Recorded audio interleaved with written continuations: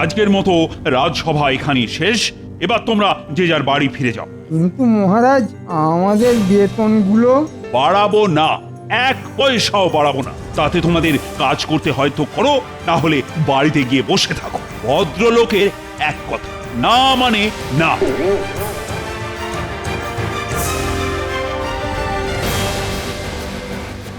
এবার কি হবে? বাজারে জিনিসপত্রের যা আগুন ছোঁয়া দাম। বেতন না বাড়লে এবার আমাদের বাজার করা বন্ধ হয়ে যাবে বলে মনে হচ্ছে। বেতন না বাড়লে ভাত ডাল ছেড়ে খেয়ে থাকতে হবে জল। বাবারে বাবা, এ একেবারে মরার কল। আমি তো চেষ্টা করলাম, কিন্তু মহারাজ যখন একবার না বলে দিয়েছেন, তখন সেটা হ্যাঁ আর হবে না। কে বলেছে হবে না? হাল ছেড়ে দিলে চলবে না। যে করেই হোক মহারাজের নাকে হ্যাঁ করাতেই হবে। ওই অমনি গোপাল নিজের বুদ্ধি ফলাতে শুরু করে দিয়েছে। শুনুন সবাই, আমি আপনাদের সবাইকে একটা বুদ্ধি দিচ্ছি। আগামীকাল যখন আপনারা রাজসভায় আসবেন, তখন মহারাজের জন্য কিছু একটা উপহার নিয়ে আসবেন। কেমন কেমন উপহার গোপাল? অন্যরকম উপহার, যেমনটা মহারাজ সচরাচর পান না। অন্যরকম উপহার? সেটা কোথায় কিনতে পাওয়া যাবে শুনি? কেনার কি দরকার? সেসব তো আপনাদের কাছেই আছে। আমাদের কাছেই আছে? আগে হ্যাঁ, আপনারা যারা যে কাজে পারদর্শী, আগামীকাল রাজসভায় মহারাজকে সেই কাজটাই উপহার দেবেন। এই ধরুন, সভাকবি ভালো কবিতা লিখতে পারে, রাজবৈদ্য ভালো পাচন তৈরি করতে পারেন, সেনাপতি ভালো তলোয়ার চালাতে পারে। বুঝেছি গোপাল, বুঝেছি। হ্যাঁ হ্যাঁ, আমরা সবাই বুঝেছি। তোমার বুদ্ধিমতো চললে আমাদের বেতন বাড়বে বলছো? মহারাজকে খুশি করতে পারলে বেতন বাড়বে বই কি। গোপাল কথাটা নেহাত মন্দ বলেন। কয়েকদিন আগেই মহারাজ আমাকে বলছিলেন রাজ্যের শেষ প্রান্তে একটা ইদারা খোঁড়ার কথা। যাই গিয়ে বটা ঘটাকে কাজে লাগিয়ে দিই। আগামীকাল রাজসভায় মহারাজকে দেখাতে হবে আমি কত কাজ করি। ও মন্ত্রী মশাই, আরে চললেন কোথায়? কাজ করতে? আমি কি তোমার মতন নাকি যে খালি বসে বসে গুলতানি করব আর মাসের শেষে বেতন নিয়ে যাব? আমি হলাম রাজ্যের মন্ত্রী। আমার অনেক কাজ, বুঝেছো? চলি চলি।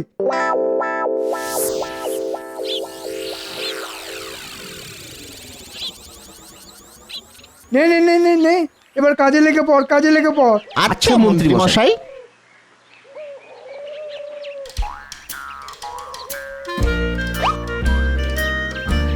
এবার বলুন তো জাহাপানা, এটা কি?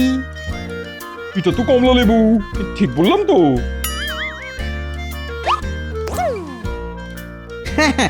জাহাপানা একদম ঠিক বলেছেন। আমি হলাম বাংলার নবাব, আমি ভুল করতেই পারি না। এটাও আপনি ঠিকই বলেছেন জাহাপানা, একদম ঠিক বলেছেন। একদম ঠিক। তবে দুঃখ একটাই, কিছুতেই কৃষ্ণচন্দ্রকে কারাগারে ঢুকিয়ে কৃষ্ণনগর রাজ্যটা হাতিয়ে নিতে পারছি না। আমি বলি কি জাহাপানা, এত সহজে হাল ছেড়ে দেবেন না। যে করেই হোক আমাদের মহারাজ কৃষ্ণচন্দ্রকে কারাগারে ঢুকিয়ে কৃষ্ণনগর রাজ্যটা হাতিয়ে নিতেই হবে। ঠিক বলেছো উজির, আমি এত সহজে হাল ছেড়ে দেবো না। আগামীকাল সূর্যের আলো ফোটার সঙ্গে সঙ্গেই আমি কৃষ্ণনগরের উদ্দেশ্যে রওনা দেবো, এবং সূর্য ডুবে যাওয়ার আগেই কৃষ্ণচন্দ্রকে কারাগারে ঢুকিয়ে ছাড়বো, এই আমি বলে দিলাম। হ্যাঁ কেন জি, তোমার কি আমার উপর কোনো সন্দেহ আছে? না ঠিকই বলেছেন জাহাপানা, আপনি তো ঠিকই বলেছেন। কি বললে? না মানে আপনি আগামীকাল সূর্য ডুবে যাওয়ার আগে কৃষ্ণচন্দ্রকে কারাগারে ঢুকিয়ে ছাড়বেন, এটা আপনি ঠিক বলেছেন। মানে ও তাই বলো? একটুর জন্য বেঁচে গেলাম।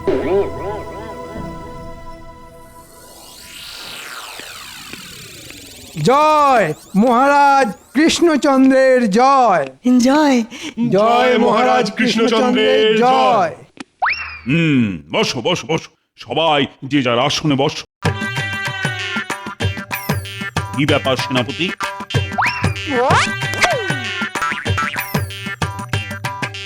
এই নিন মহারাজ, ফলাহার করুন। বাহ বাহ, দারুণ দারুণ। এমন ভাবেও যে আপেল কাটা যায় তুমি না দেখালে তো বিশ্বাসই করতাম না। ধন্যবাদ মহারাজ। আহা, দারুণ দারুণ। সেনাপতি, আমি খুব খুশি হয়েছি। তাই আমি উপহার স্বরূপ তোমার বেতন 5 মোহর বাড়িয়ে দিলাম। এবার খুশি তো? খুব খুশি মহারাজ। মহারাজ, আমি আপনার জন্য এক বিশেষ পাচন বানিয়ে এনেছি। এটা খেলে আপনার বার্ধক্য ধারে কাছে আসতে পারবে না। হ্যাঁ, তার মানে আমি জীবনে কোনোদিন বুড়ো হব না? আগে না মহারাজ। মহারাজ, আমি আপনার জন্য নিজের হাতে মন্ত্র লিখে নিয়ে এসেছি। এই মন্ত্র জপ করলে আপনার উন্নতি কে আটকায়?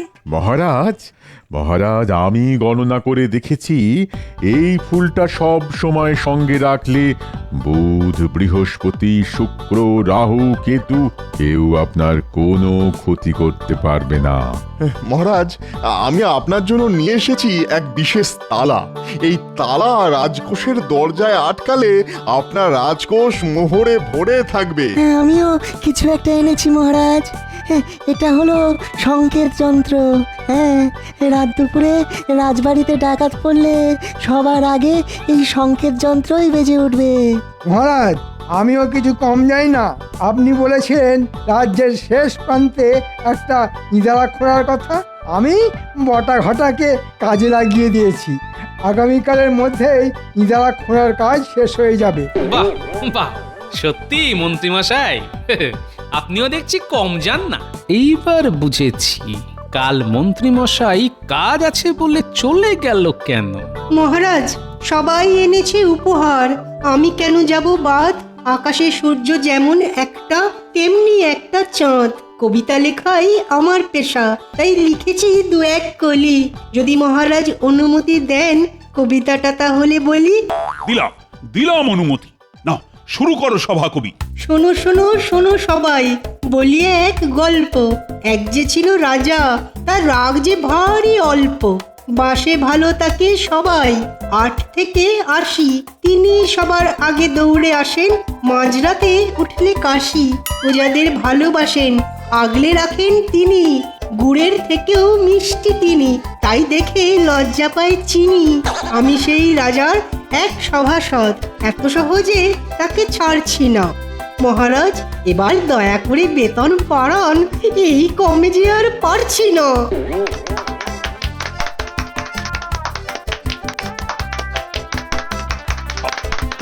সাবাস সাবাস সভাকবি, সাবাস। তুমি একটা কবিতা দিয়ে আমার সম্পর্কে কত ভালো ভালো কথা বললে। শুনে আমার চোখে জল চলে এলো। আমি আমি অবশ্যই তোমাদের বেতন বাড়াবো। না না না না না, সবার নয় মহারাজ। গোপাল আপনার জন্য কিছুই নিয়ে আসেনি, তাই ওর বেতন বাড়াবেন না। হ্যাঁ, সত্যি তো গোপাল, সবাই আমার জন্য কিছু না কিছু নিয়ে এসেছে, একমাত্র তুমি ছাড়া। আগে সবাইকে এই বুদ্ধিটা কে দিয়েছে একবার জিজ্ঞাসা করে দেখুন না মহারাজ। এই রে, গোপালকে বলতে দিলে চলবে না, তাহলে মহারাজ সত্যিটা জেনে যাবে। আমি যদি গতকাল... চুপ করো গোপাল, আর অজুহাত দিও না তো। হ্যাঁ হ্যাঁ, এবারে সব বন্ধ করো। আমি সভাকবির কবিতা শুনে আপ্লুত এবং তোমাদের কাছ থেকে উপহারগুলো পেয়ে খুবই খুশি হয়েছি। তাই আমি ঘোষণা করলাম, আজ থেকে গোপাল বাদে সবার বেতন আমি 5 মোহর করে বাড়িয়ে দেব। এটা কিন্তু ঠিক করলেন না মহারাজ। কি ঠিক করেনি কৃষ্ণচন্দ্র? শুনি শুনি। নবাব বাহাদুর, আপনি? আগে সেটা মহারাজের মুখ থেকেই শুনুন না। বলো বলো শুনি কৃষ্ণচন্দ্র। না মানে আমার সভাসদরা তো এক একটা রত্ন। তারা সবাই আমার জন্য আজ উপহার নিয়ে এসেছে, একমাত্র গোপাল ছাড়া। তাই মানে বাবা বাবা, তা আজ কি কি উপহার পেলে দেখাও দেখি। এই দেখুন জাহাপানা। তবে সব থেকে বড় উপহারটা আমি আপনাকে চোখে দেখাতে পারবো না, কারণ সেই উপহার চোখে দেখে নয়, কানে শুনে উপভোগ করতে হয়। বেশ বেশ, তবে তবে শোনাও শুনি। আপনি তো জানেন নবাব বাহাদুর, আমার রাজসভার সদস্যদের মতন সভাসদ গোটা বাংলায় কোনো রাজারই নেই। আমি রীতিমতো গর্ববোধ করি এদের সবাইকে নিয়ে। আজ আপনাকে তার একটা ঝলক আমি দেখাবো। থোড়ি মানে শোনাম। রাজসভার সভাসদদের নিয়ে কৃষ্ণচন্দ্রের বড্ড দিমাগ হয়েছে দেখছি।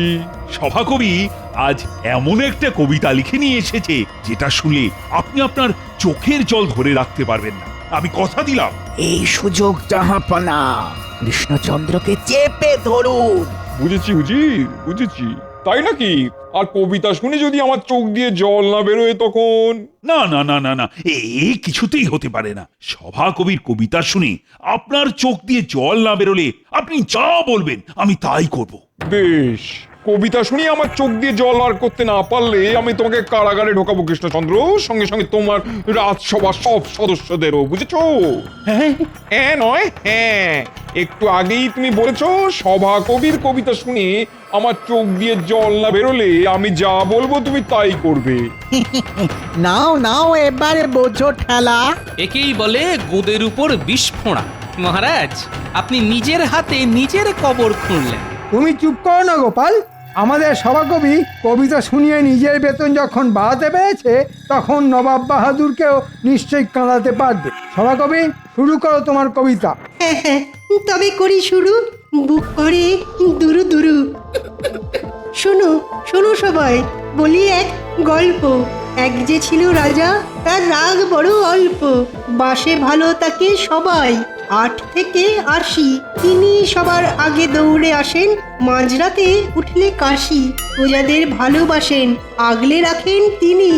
গুড়ের থেকেও মিষ্টি তিনি, তাই দেখে লজ্জা পায় চিনি। আমি সেই রাজার এক সভাসদ, এত সহজে তাকে ছাড়ছি না। মহারাজ, এবার দয়া করে বেতন বাড়ান, এই কমে যে আর পারছি না। দূর, চোখের জল তো এলোই না। এ তো তোমার জয়গান করছে, আমার কি? চলো কৃষ্ণচন্দ্র, এবার কারাগারে ঢুকবে, চলো। নবাব বাহাদুর, দয়া করে এত তাড়াতাড়ি কোনো সিদ্ধান্ত নেবেন না। আমি বলি কি, আপনি আমাদের একটা দিন সময় দিন। কি করবো জির? দিয়ে দিন সময়। আপনি তো জানেন আপনি না চাইলে আপনার চোখ থেকে এক ফোঁটাও জল পড়বে না, সে যত ভালোই কবিতা হোক না কেন। ঠিক বলেছ উজির, বরং সময় দিয়ে কৃষ্ণচন্দ্রকে একটু চাপে রাখা যাবে। ঠিক আছে, বেশ বেশ, আমি আজ কৃষ্ণনগরেই থেকে গেলাম। আগামীকাল কবিতা শুনে তবেই মুর্শিদাবাদে ফিরবো। চলো চলো উজির, চলো।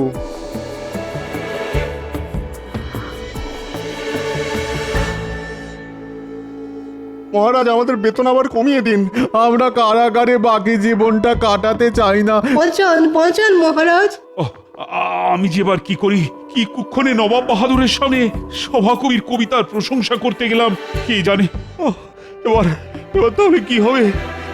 আমাকেও যে তোমাদের সাথে সারাটা জীবন কারাগারে কাটাতে হবে। নবাবকে কবিতা শুনিয়ে কাঁদাতে হবে। কবিতা, কান্না। এই গোপাল, এই গোপাল, এই কি ভাবছো গোপাল? ভাবছি কিভাবে নবাবকে কবিতা শুনিয়ে কাঁদানো যায়। এবার তুমি একটা উপায় খুঁজে বার করো না গোপাল, আমাদের বাঁচাও। হ্যাঁ গোপাল, বাঁচাও আমাদের। হ্যাঁ হ্যাঁ, বাঁচাবো বাঁচাবো, তবে একটা শর্তে। কি শর্ত গোপাল?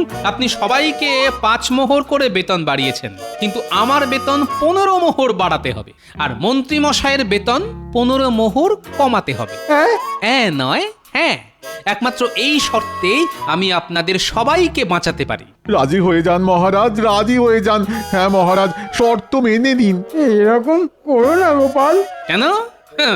আমার পিছনে লাগার সময় মনে ছিল না মহারাজ? বলুন, আপনি রাজি কিনা? হ্যাঁ, সবাই যখন বলছে তখন আমি রাজি। ব্যাস, আগামীকাল আমি বাড়ি থেকে কবিতা লিখে নিয়ে আসব, আর সেই কবিতা শুনে নবাব বাহাদুর কিছুতেই চোখের জল ধরে রাখতে পারবে না, এই বলে দিলাম। এখন আমি চলি মহারাজ, বাড়ি গিয়ে বুদ্ধির গোড়ায় একটু ধুলো দিতে হবে যে। আসি। হ্যাঁ, বলে কি গোপাল লিখবে কবিতা?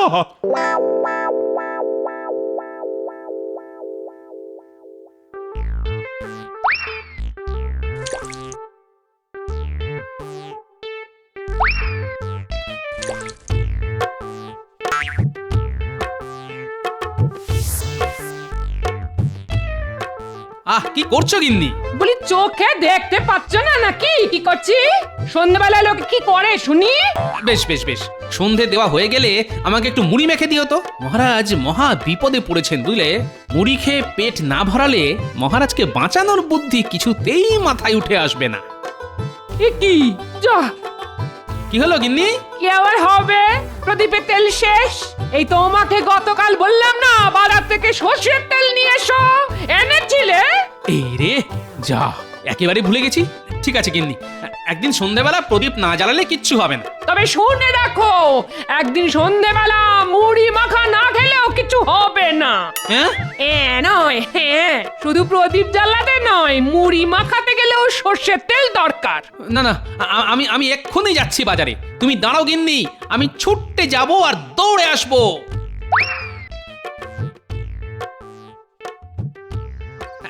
এই যে ভাই, তাড়াতাড়ি 1 পয়সার সর্ষের তেল দাও তো। হাত পাতো গোপাল দাদা। হ্যাঁ, খামকা হাত পাততে যাবো কেন শুনি?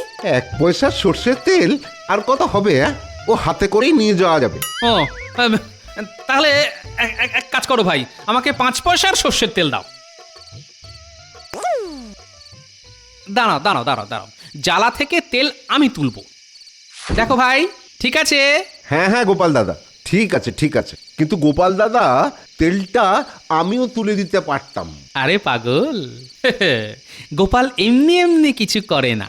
এই দেখো, জ্বালা থেকে তেল বার করতে গিয়ে আমার হাতে সর্ষের তেল লেগে গেছে। এবার এটা আমি মাথায় মেখে নিলাম।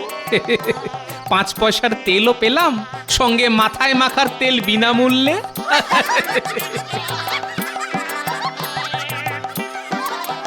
হ্যাঁ সত্যি, গোপাল দাদার কত বুদ্ধি।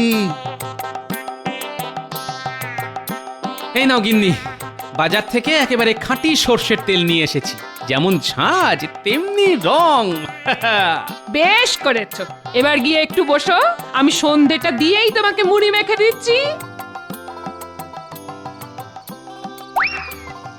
আমার সন্ধে প্রদীপ জ্বালানোর চোটে আমার চোখ দিয়ে জল বেরিয়ে গেল।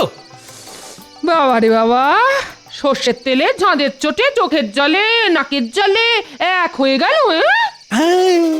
পেয়েছি, উপায় খুঁজে পেয়েছি।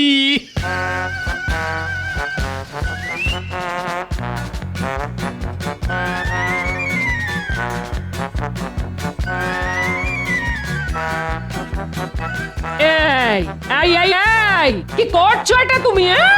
মহারাজ সমেত রাজসভার সব সদস্যদের কারাগারে বাকি জীবনটা কাটানোর হাত থেকে বাঁচাচ্ছি গিন্নি। এটাই হলো আমার মোক্ষম অস্ত্র। না, এবার মুড়ি খেয়ে কবিতাটাও লিখে ফেল। কাল একেবারে কাক ভোরে আমাকে একবার রাজবাড়ি যেতে হবে।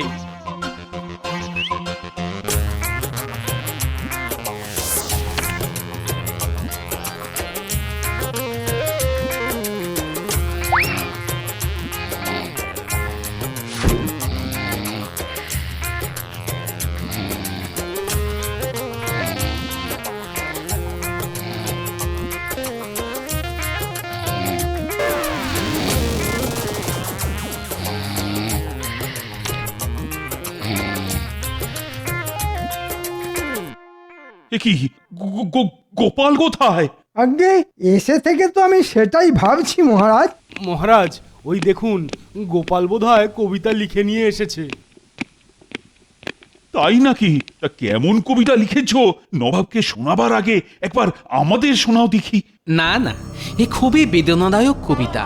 শুনলে আপনারা সবাই কেঁদে ভাসিয়ে দেবেন মহারাজ। তার চেয়ে বরং একেবারে নবাব বাহাদুরকে যখন শোনাবো তখনই শুনবেন। চলুন চলুন, এবার তাড়াতাড়ি নবাব বাহাদুরের ঘরে চলুন।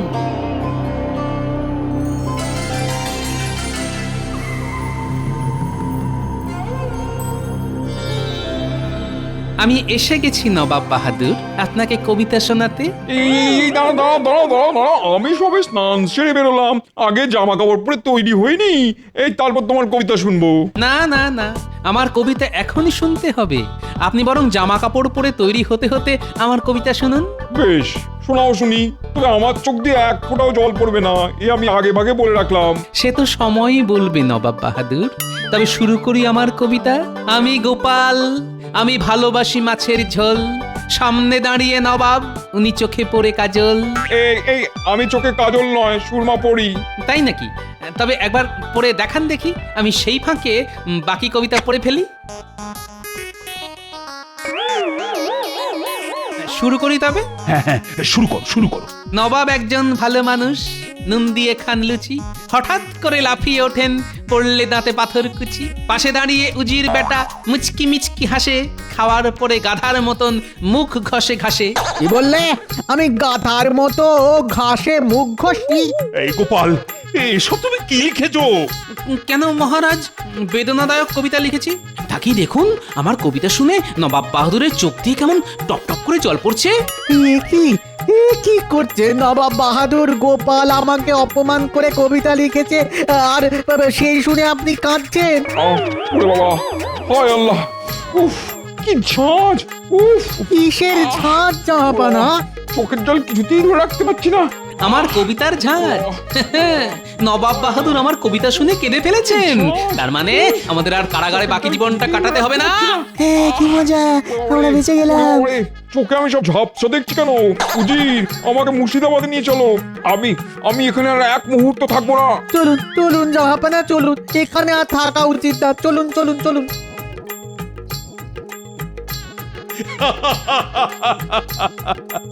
সাবাস সাবাস গোপাল, সাবাস। বলি, কি করে করলে এই অসাধ্য সাধন? আগে সব রহস্য এর ভেতরেই আছে মহারাজ। এটা তো সুরমা। আগে না, এটা হলো খাঁটি সর্ষের তেলের কালি। গতকাল রাতে প্রদীপের উপর পাতা ধরে এই কালি আমি সংগ্রহ করেছি। এই কালির এত ঝাঁজ যে নবাব বাহাদুর মুর্শিদাবাদে ফিরে গেল আজ দিনটা চোখে ঝাপসা দেখবেন। বুঝেছি গোপাল, বুঝেছি। তার মানে নবাব বাহাদুর চোখে জল তোমার কবিতা শুনে নয়, তোমার সংগ্রহ করা কালি মেখে এসেছে। একদম ঠিক ধরেছেন মহারাজ। মহারাজ, এবার আমার বেতনটা 15 মোহর বাড়িয়ে দেবেন তো মহারাজ? দেব দেব, আজ তুমি আমাদের সবাইকে বাঁচিয়েছ। আজ থেকে গোপাল ভাঁড়ের বেতন 15 মোহর বাড়লো, আর গোপালের দেওয়া শর্ত অনুযায়ী মন্ত্রীর বেতনও 15 মোহর কমলো। আরে, আমার বেতন কমে গেল। এবার আমার ট্যাক্স হয়ে যাবে কালি, হয়ে যাবে কালি।